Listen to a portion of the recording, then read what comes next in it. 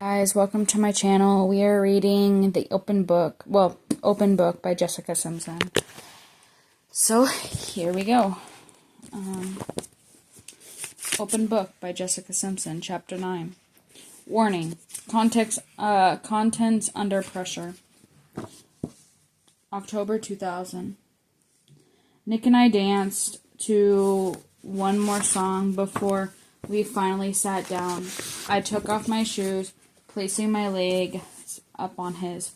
We were at his little brother Drew's wedding reception, and it had been the most beautiful day. Drew and Leah were childhood sweethearts, friends since the 5th grade, who were truly good people who belonged together.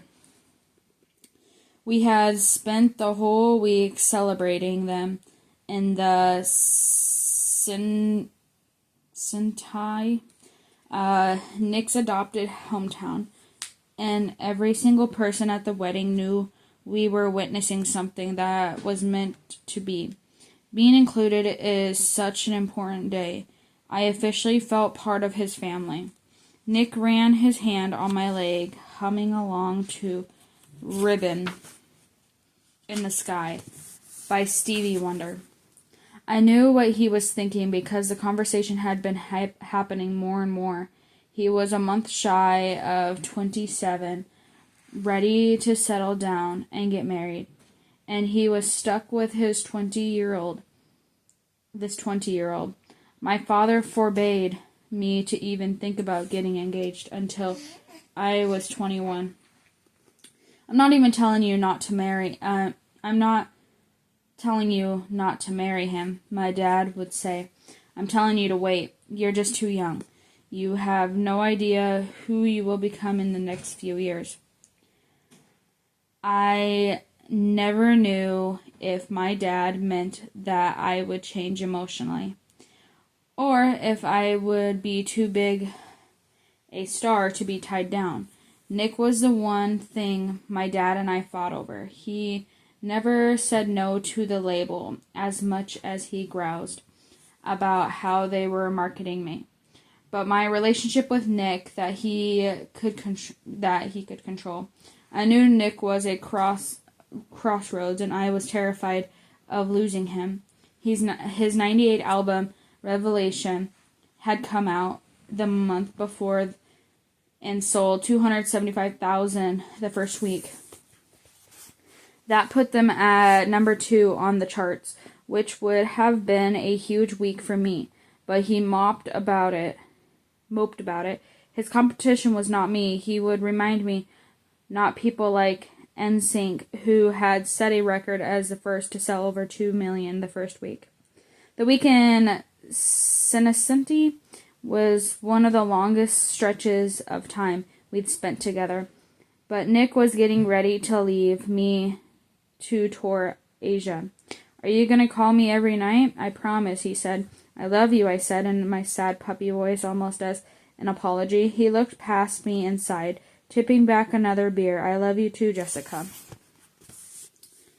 That'll be us someday, I said, following his eyes to the brother and his new sister-in-law dancing. He got up to go to the bar. Yeah, he said. I watched him walk away. It felt like I was running out of the clock on a promise, but I knew myself well enough that if I committed to marriage this early, there was no way I could keep a singular focus on using my voice to lift others. The very thing I felt called to do. I seemed like an impossible situation. If I didn't marry him soon, I'd lose him. If I married him, I could lose him. Not that I knew who that me was anymore. I was working hard on my album, which felt less and less like something that mine as we headed to summer 2001 release. I did most of the recording at the Sony Music Studios in New York's Hell Kitchen, close enough to Tommy to drop by whenever he wanted to check in, which was often. I'd wanted to do so much with this album, but Tommy was picking the most random songs, trying to turn me into a sexpot virgin.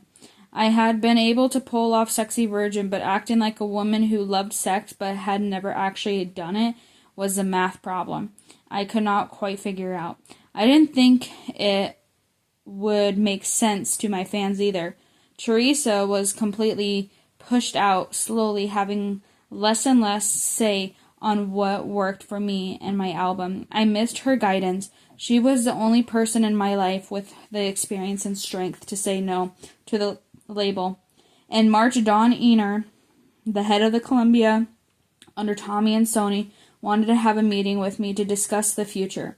Don had a reputation of screaming, which he defended as being passionate, so I was scared. I sat down with him, and he looked at me for an uncomfortable beat. "Who are you?" he asked. "Excuse me?" What makes Jessica Simpson? Jessica Simpson, he said. As an artist, as a person, I stumble. My older stutter returning, but I had no words to sing. I don't know, I was mortified. I had been trying to be whichever artist everyone asked me to be like that day. Brittany, Mariah, Celine. But what about Jessica? This album is very important to you, Dawn said. These days, if an artist doesn't have a hit single out of the box, the album tanks.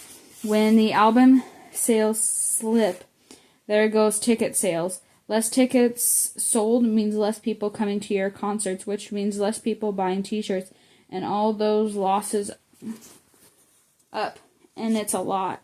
The stakes are high. I nodded without confidence in myself. People couldn't believe in me as an artist, and I had none. Everyone has been telling me who to be, eager and more mature. Whatever the word was that day, it always seemed to be mean skinnier. By the time we got to April release of the first single, Irresistible, I had managed to get myself down to 103 pounds. Everyone went on about how great I looked, but I couldn't enjoy it because I was so freaking hungry. I envied people who could eat whatever they wanted. Well, I had a microwave sliced turkey with Vietnamese cheese on top and called it a meal. But when I ate anything, I yelled at myself, asking why I was getting in on my own way, why I hadn't gone to a gym. I taped the video for the first single, Irresistible, over 3 days in LA, starting April 7th. Each day I had a different outfit for the video, leaving more and more skin showing in between the shots. I had giant baggy white bathrobe and I wrapped around me. The last day of the shooting, we did a rooftop scene on a helipad at night, and I kept saying I was freezing just so I can keep a blanket over me to cover my body. When you're doing a shoot, there's always hope that you can save it on the last day. I hadn't been happy with any of it, and I blamed myself for never quite getting the shot that envisioned midway through the rooftop shoot. I almost walked off the set because I messed up the dance move. My mind was destroyed from the exhaustion, and these voices started in my head again, telling me I was wasting everyone's time. The video's choreographer, my backup dancer, Dane Karate, called for a break and took me aside. "Stop," he said. "Look at me. You were incredibly sexy. You have to see that yourself to make other people see it. Just feel the way you look. It will come through." I stared into Dan's calming eyes and relaxed. He had been on tour with Britney Spears and was a master at giving artists confidence. "I wish I could see what you see," I said. "It's crazy you can't," he said. For the briefest moment, I felt something, a small flicker of what I felt with Nick, but it was there. It was the first time I ever thought there could be a man in my life besides Nick. We were always starting to have problems. Nick and I each had condo apartments in the same building in Los Angeles. It was our way of living together, but we weren't never there anyway. We were both always on the roof performing or doing press tours, so our relationship took place mostly on the phone. We would both be exhausted, and I was surprised terribly at the math of figuring out time zones. It was another thing that seemed to set him off. my childishness, which seemed so cute and sweet when I was first with him, seemed to annoy him. Now everything I said seems to annoy him. We were both concerned about our careers, and our anxieties just seemed to feed off of each other. So I stopped calling him as often, even though hearing his voice had become something I came to count on to help me feel safe enough to fall asleep. I prayed on it constantly, and I decided that he was a good man who deserved a wife. I was 2 months from turning 21, and I still felt like a child, going from doing everything to please my dad and then doing whatever it was I thought would make Nick happy. I was too dependent on him, and I would never become an independent woman he needed if I kept turning to him for everything. Nick needed a grown-up woman one who would be willing to start a family soon. That flicker of the feeling with Dan made me wonder if I should take time to date other guys before committing to forever. Also, I wanted to see who I was without using another person's love for me as a measurement of my value. If I put all my attention on a guy, that meant less focus on my career. When someone special comes into your life at 18 years old, your whole world changes. I wrote in on my journal, for a while, I was so caught up in the puppy love, I could only see perfection. I wanted to take the easy way out and just get married. Thank you, God, for providing me a way to step back and reevaluate my needs. These past couple of weeks, I have found myself I can do it. People don't have to do it for me. I told him we need to take a break from each other just to see what would happen if we both focused solely on work.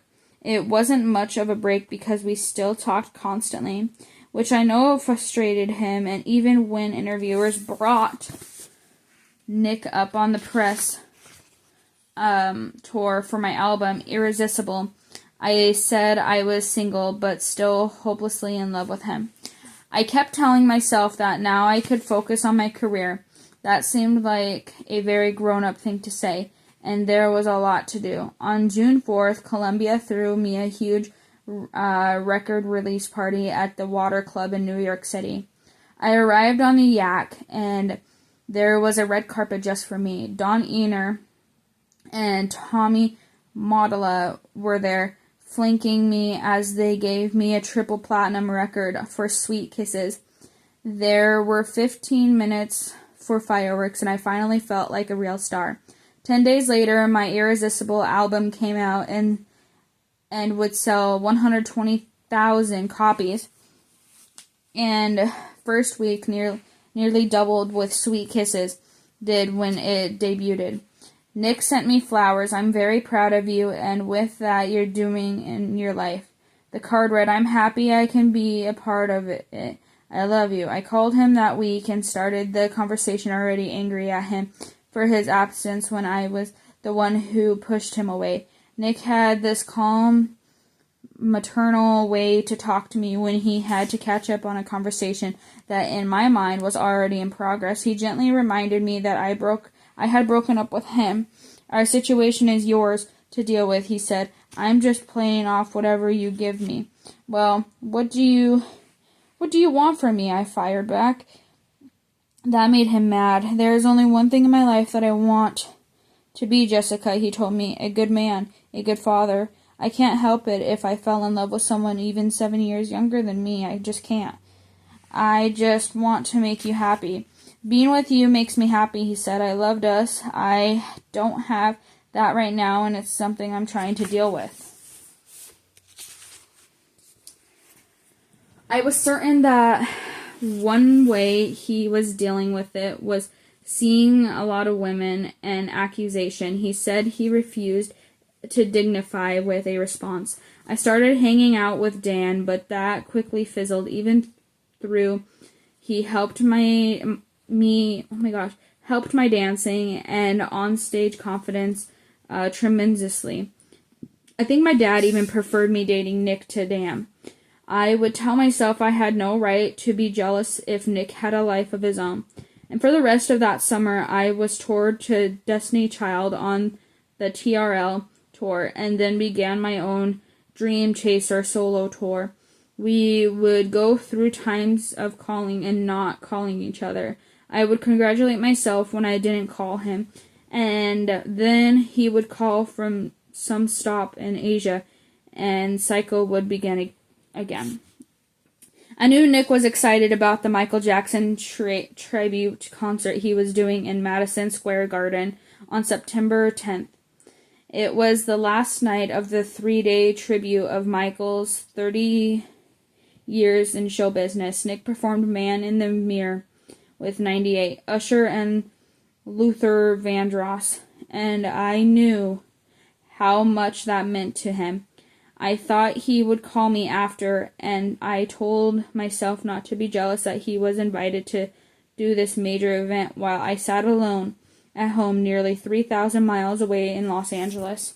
I fell asleep waiting for the call, and when the phone did ring, it was early in the morning. It was Nick, and there was a fear and a rush in his voice I'd never heard. He told me to turn on the news. Planes had hit the World Trade Center, and the towers had already collapsed. I just couldn't make any sense of the violence. I couldn't imagine how many people were killed. I only wanted to be with you, he said. Come home to me, I said. I couldn't imagine what it would be like to lose him. I knew in that instance I wanted to marry him. All planes were grounded, so the band was trying to hire a van to get them out of the city. Again and again I told Nick I loved him, and when I hung up the phone, I got down on my knees next to my bed and felt indignant that God had put this love in my life, and I had the audacity to take it for granted when so many people had just lost those they loved the most. When Nick and I got back together, it was simply understood that we would marry. We kept it our secret because my father was already angry with Nick that Nick was back in my life. In October, Dad's mother, my Nana, got very sick. She had been fighting breast cancer, and now it had gone into her lymph nodes. She had been a nurse, and she knew her hour was near. She wanted to go on her terms, and wonderful hospice team came to her home. Nick came with me to see her one last time, and he was my rock. My father couldn't bear to go into her room, but Nick came in with me. She was beautiful, so sick, but still radiantly the grace she brought to the demands of being a pastor's wife. I realized that everything that was good in my life I had because of her. Nana had paid to press my first album. She was the reason I had a career at all, and the reason I met Nick. I smoothed her hair back as I told her I was there. She squeezed my hand. Nick is here too, Nana, I whispered. I want you to know we're back together. I'm going to marry him, Nana. Just like you wanted. She squeezed my hand again. We're going to have a beautiful wedding, I said, and you'll always be with me. You'll be right there. She had asked to have my version of his eye, and his eye is the sparrow. The last song off my second album on repeat as she passed. As she took her last breath surrounded by love and her family, my voice filled the room saying, his eye is on the sparrow, and I know he watches me. It's a celebration of faith and gratitude that no matter how insignificant we may feel, God is looking out for us. At her funeral at First Baptist Church in Leander, Nick was a pallbearer and helped to carry her home. I will always be grateful to him for that. She was reunited in heaven with my late grandfather, to whom she had been married for 41 years. I wanted that forever love for Nick and me too. In the airport, the television screen showed scenes of the war in Afghanistan, which had started a couple weeks before. There was all this talk about annex attacks, airstrikes, and questions about when the U.S. would be deploying more troops. They said troops, but I knew they were real men and women, many of them probably scared.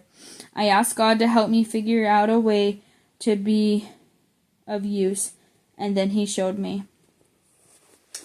All right, and that is the end of chapter 9. I will see you guys in chapter 10. Thank you for listening.